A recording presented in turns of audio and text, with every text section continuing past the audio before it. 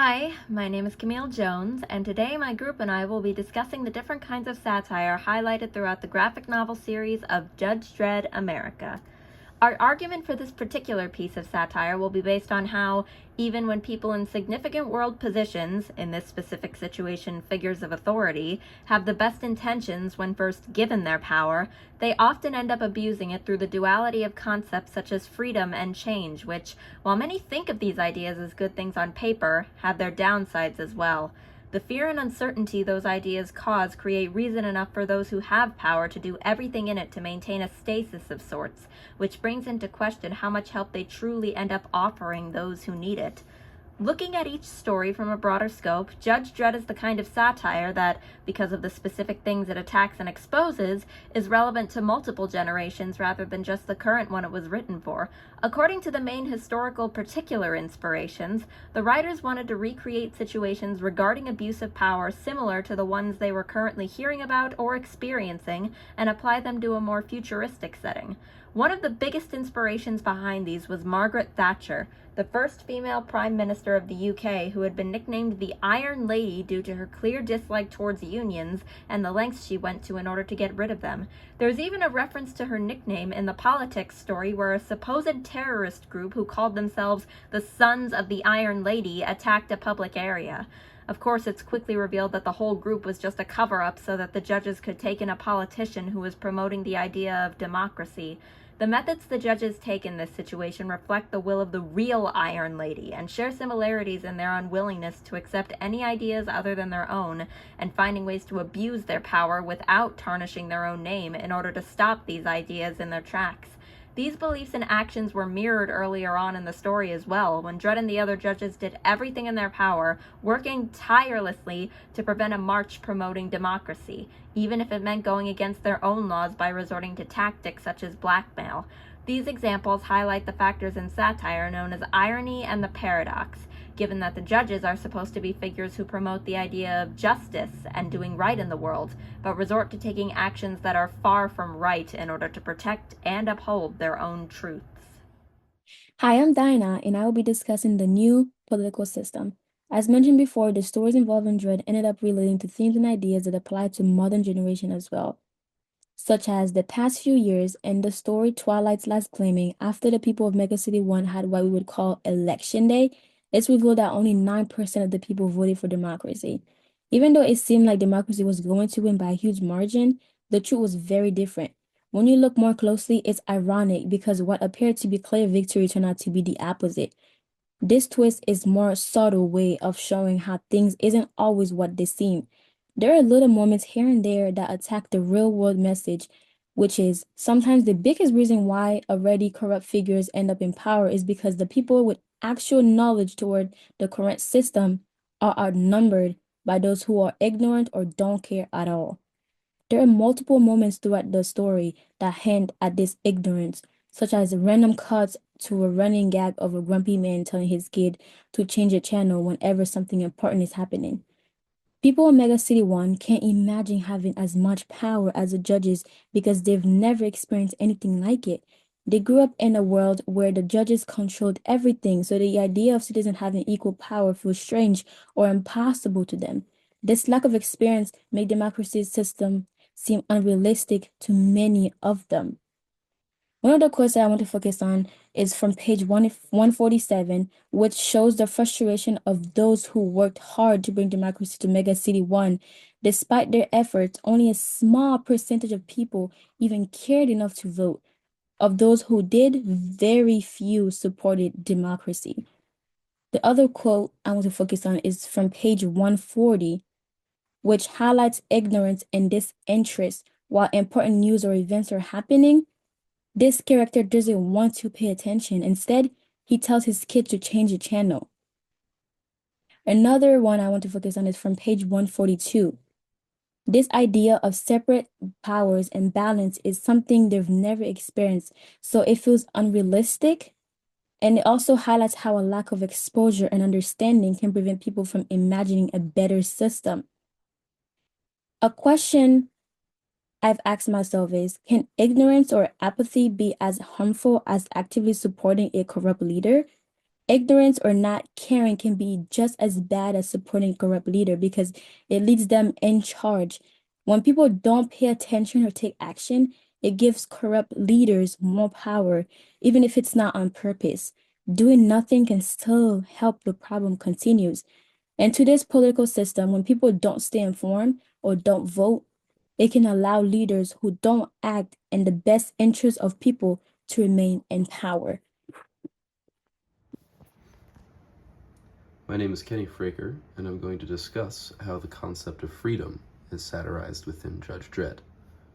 Many ideas regarding the negative sides of seemingly positive ideas that others often hope for in the real world are attacked throughout these stories. Most prominent among them is the concept of freedom and how the judges see it compared to the citizens. Many of the citizens see freedom as a positive goal to strive for, even if they have to go through countless hardships in order to achieve it. In suffering under the heavy hand of the judges, they need a force for good to believe in, and democracy promises a release from that iron grip. While the concept of freedom offers hope to the people, to the judges it offers chaos. They see freedom as the antithesis to justice and control, stating justice has a price, the price is freedom. And the judge's fear of losing that control causes them to stamp out anyone or anything promoting freedom and democracy. Despite the underhanded methods the judges resort to in order to get their way, they defend their actions by stating that despite their ruthlessness, the harsh system they uphold works and has continued to work for many years since it was first put into place after the old system spiraled out of control. This duality between their views on freedom satirizes how a singular concept like freedom can be used by people in power, or those who are striving for it, to influence those around them. While those in favor of democracy use it as a rallying point and a release from their oppression, the judges frame it as anarchy and a loss of safety for the people they protect. Neither side is correct, but neither side is necessarily wrong either. They both act as two extremes on the same concept and how they interpret it. The quotes involving change highlights the tension between idealistic visions of democracy and the harsh realities of implementing changes within a system controlled by the judges. The first quote reflects the desperation and determination of the characters to make a significant impact, even if it means sacrificing their life, which illustrate the extreme measures they feel are necessary to achieve change. While the second quote, "You people are dreamers," speak to the people who see the dreamer's vision as unrealistic and unattainable. Another positive idea that the series attacks is the concept of change. In old and modern day, when giving serious thought, one may realize that even though everybody has this big idea on how more democracy will fix everything, nobody has any idea how they would actually apply it if the idea actually took a judge's place one day. Just like everybody has this one idea in the Democratic Party, but little to no idea on how it's actually going to be executed. These quotes together show the struggle between the desire for change and the practical challenge of realizing it. And the discussion questions we had were, is it okay to do bad things to keep people safe? And the second one is, can power exist without corruption? Or will people actually abuse it? History shows us many examples where people in power have abused it. However, some believe that with strong rules, transparency, and accountability, we can keep corruption in check. It really depends on whether those in power are committed to being ethical and if society is vigilant in holding them accountable. While you are thinking about these questions, do these questions make you think about the balance between safety, morality, and the nature of power?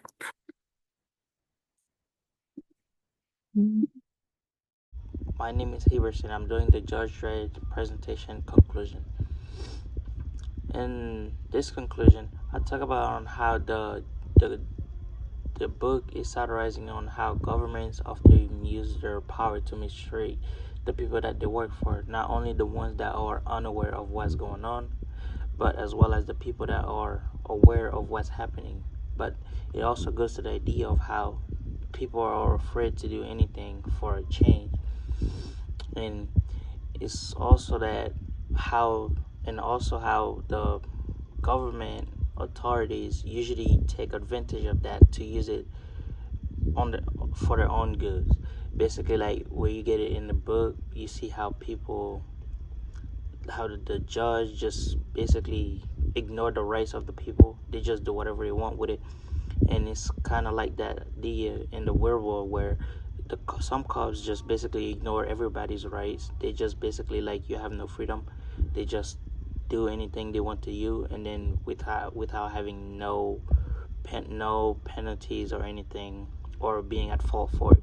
And then I have some quotes over here where the judge basically talk about that, on how justice has a price, and the price is freedom.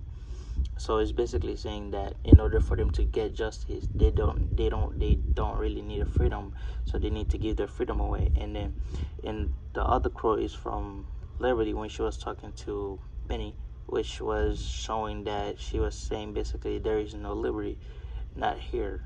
The statue is a sick joke. It's basically saying like the statue doesn't represent what it used to stand for anymore.